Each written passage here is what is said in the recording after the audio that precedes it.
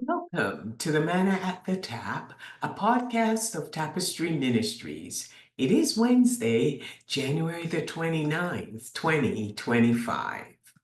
The podcast is a daily Bible reading from the Revised Common Lectionary. The Tapestry community calls the reading the manna we explore together.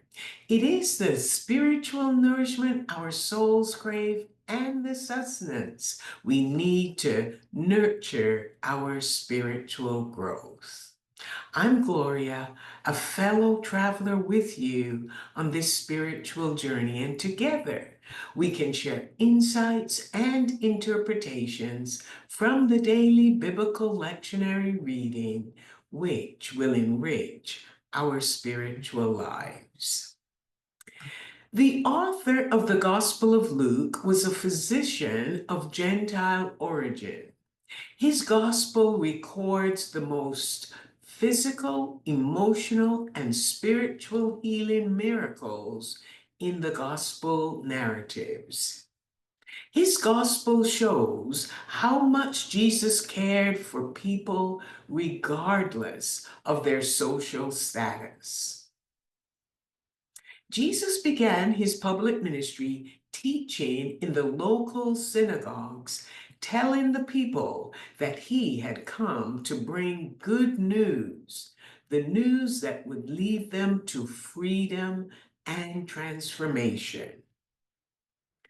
One Sabbath morning, he was reading from the book of Isaiah in the synagogue in Nazareth. That's where he grew up.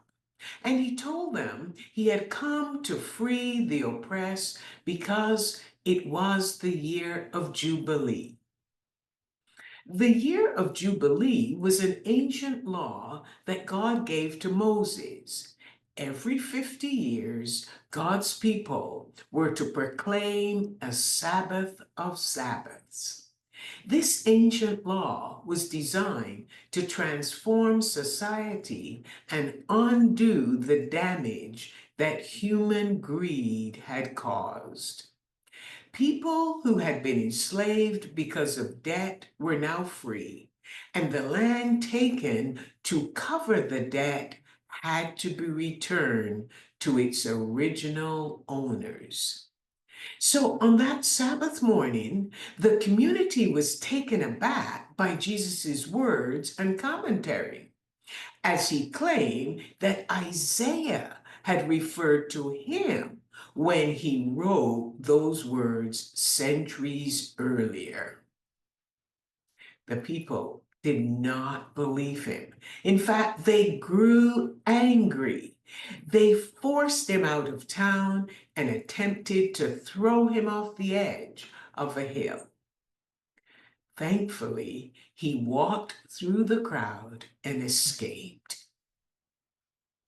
The following Sabbath, Jesus was in the synagogue at Capernaum.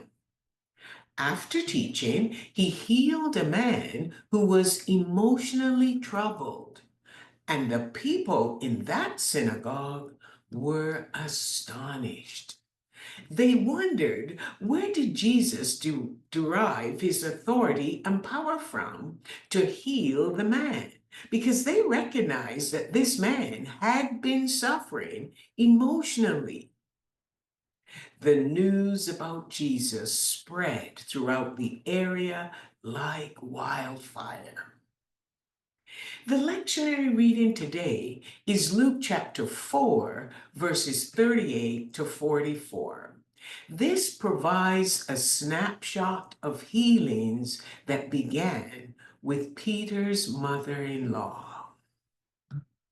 After leaving the synagogue that day, they arrived at Peter's home to find his mother-in-law in bed with a high fever. They requested Jesus to assist her, and he stood near her and commanded the fever to leave, which it did.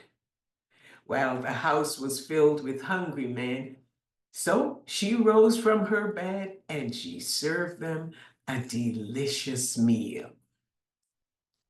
As the sun was going down, indicating that the Sabbath was over, there was a commotion outside Peter's home. People were gathering with their sick family and friends, bringing them to Jesus to be healed. He went outside and he laid his hands on all of them and healed them. There was also a group of people who were experiencing emotional trauma. And Jesus spoke to the evil spirits, commanding them to release the individuals and to set them free. The evil spirits actually recognized who Jesus was, but he silenced them from disclosing that he was the Messiah. What a contrast there is between the people in Capernaum and those in Nazareth. My question to you is, which synagogue are you sitting in, listening to the words that Jesus is speaking? The people of Nazareth heard about Jesus' work in Capernaum and around the Sea of Galilee without any issue at all.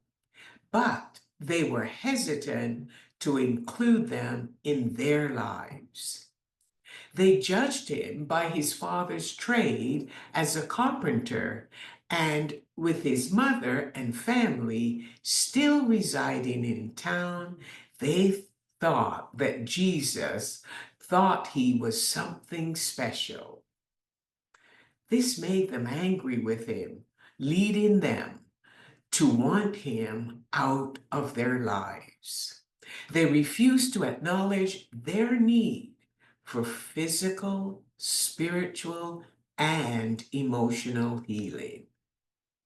They didn't believe Isaiah's words, which conveyed that God desired them to live an abundant life. The people of Capernaum, they wanted to remain as close to Jesus as possible. They brought their sick family members and friends to him, as well as those who had emotional needs. You may be heading in the wrong direction, convincing yourself that you are on the right path.